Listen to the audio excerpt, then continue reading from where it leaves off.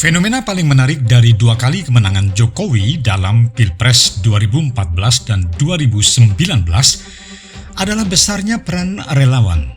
Keberhasilan pers membranding Jokowi sebagai media darling membuat publik, baik yang selama ini dianggap sebagai massa loyal maupun massa mengambang, tergerak. Dalam konteks ini, relawan merupakan jalan keluar kebekuan politik praktis yang selama ini hanya bertumpu pada partai politik, organisasi politik, dan ormas. Sayangnya, awal yang baik ini membuat sebagian kelompok seolah ketagihan dan kepedean untuk terus berperan. Bukan sekedar karena sebagian di antaranya berhasil masuk di berbagai struktur organisasi pemerintahan, baik jalur birokrasi maupun berbagai jabatan komisaris BUMN.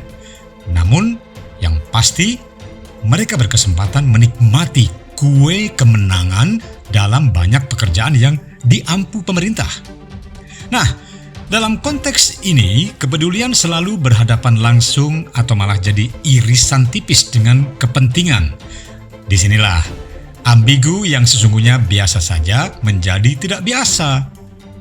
Saat berbagai kelompok relawan ini keluar masuk istana, ikut bertanggung jawab menjamin pilihan terbaik yang akan menjadi penerus Jokowi. Pada titik ini, sangat terlihat bahwa Jokowi berkali-kali sangat kiku dan canggung menghadapi mereka, sekaligus membuatnya menjadi sangat berhati-hati sekali. Hingga saat ini, Jokowi tegas dalam dua hal. Pertama, tetap menolak perpanjangan jabatan. Kedua, tak pernah menyebut secara terbuka siapa yang layak dijadikan penerusnya. Nah, di kedua titik inilah berbagai kelompok relawan ini mendayung berselancar mereposisi peran mereka. Dengan alasan ini pula lah kemudian penyelenggaraan musra jadi sebuah keniscayaan. Jangan salah menentukan sikap. Dan sekali lagi saya akan selalu taat pada konstitusi dan kehendak rakyat.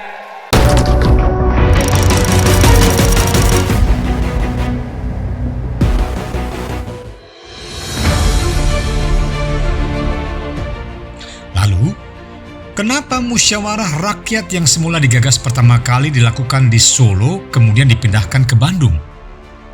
Jawaban teknis yang paling mudah diterima adalah pada saat nyaris bersamaan, relawan Jokowi di Solo sedang repot membantu pemerintah kota yang sedang melaksanakan hajatan Asian Para Games 2022. Hal ini menunjukkan peran relawan akhirnya tak hanya di arena politik. Lebih dari itu, tetap terjalin erat dalam berbagai forum sosial, budaya, bahkan olahraga. Namun secara non-teknis, alasan tersebut justru menjaga marwah kota Solo sendiri sebagai pusat pergerakan relawan Jokowi. Apapun rekomendasi yang dihasilkan di kota ini akan menjadi pertanyaan. Bahkan jika ternyata tata cara dan metode yang digunakan tanpa persiapan dan pengalaman yang cermat justru akan menjadi berbalik senjata makan tuan. Ia akan mudah dituduh sebagai sentimen pada Jokowi, atau malah kuda tunggangan salah satu calon yang kebetulan menjadi pejabat tertinggi provinsi ini. Ya, sebut saja Ganjar Pranowo. Kenyataan paling dasarnya adalah ambiguitas, kredibilitas, dan integritas sebagai organisasi tanpa bentuk, seperti konsorsium kelompok relawan untuk menyelenggarakan sebuah konvensi. Karena itu istilah musyawarah sendiri menjadi kosakata pilihan yang seolah ada urun rembuk di situ. Walau ujung-ujungnya adalah sebuah konvensi biasa yang diselesaikan melalui voting atau pemungutan suara.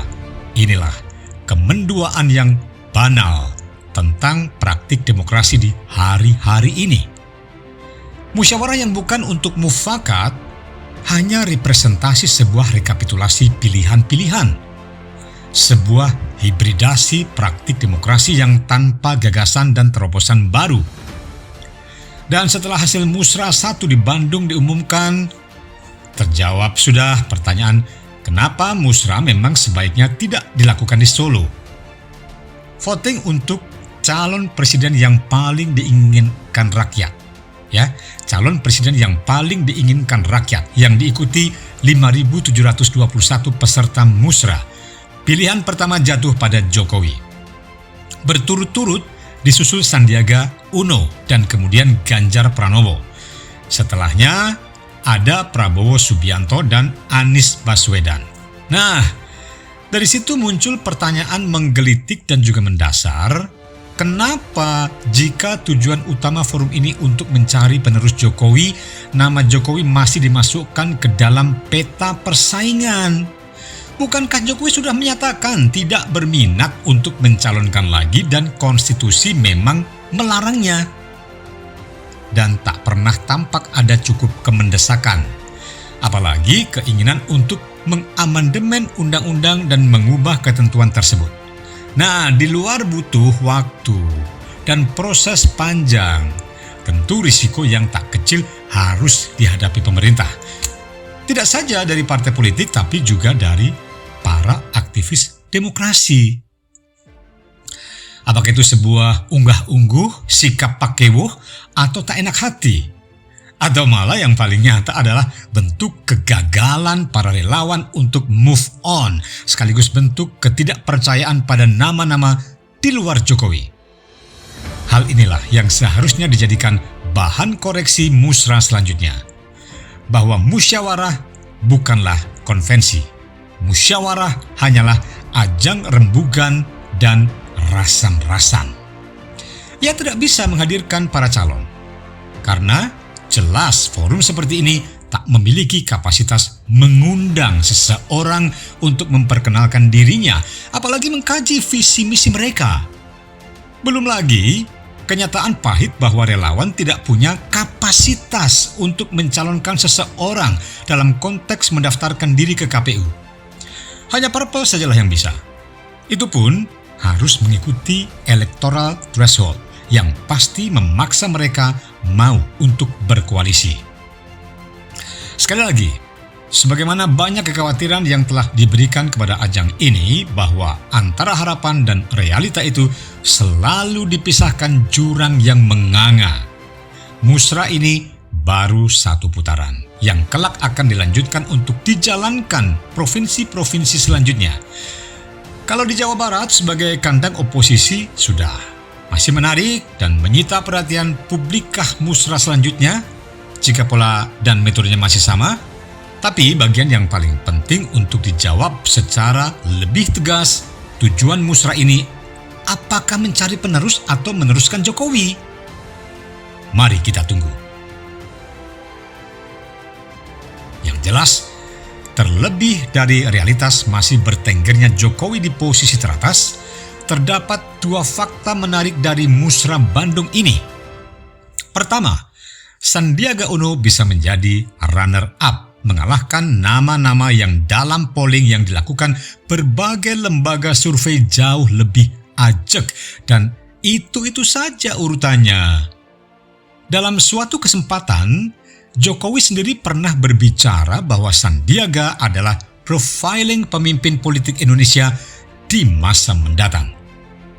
Hal yang perlu dicermati tentu saja bukan pada kapasitas, integritas, dan kredibilitas dirinya, sesuatu yang ternyata dalam posisinya saat menjadi Wagub DKI Jakarta maupun sebagai Menteri Pariwisata dan Ekonomi Kreatif atau Menparekraf. Tampak ia terlalu biasa dan tak punya prestasi apalagi gebrakan menonjol. Tapi realitas yang tak bisa dibantah, ia adalah figur yang berani masuk ke dunia politik setelah sukses secara bisnis. Ya, dari situ ia membangun reputasi sebagai orang yang mampu memobilisasi dana publik.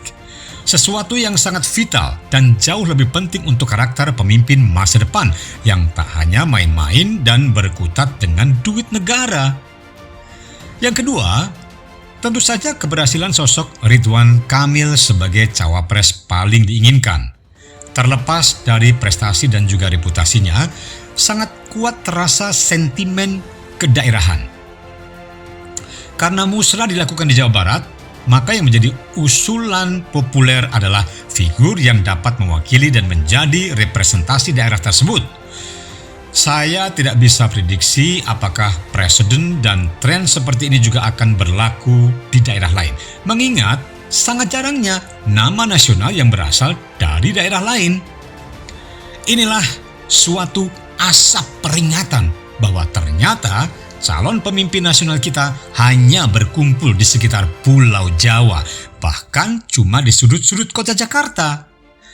Ya, barangkali inilah arti terpenting musra, menjaring nama baru yang barangkali juga perlu digali, ditengok, dan dinilai probabilitasnya. Sebelum masuk ke sini, kita berbicara di ruang tunggu. Banyak yang berbisik-bisik pada saya, Pak, politiknya seperti apa 2024? Kita dukung siapa?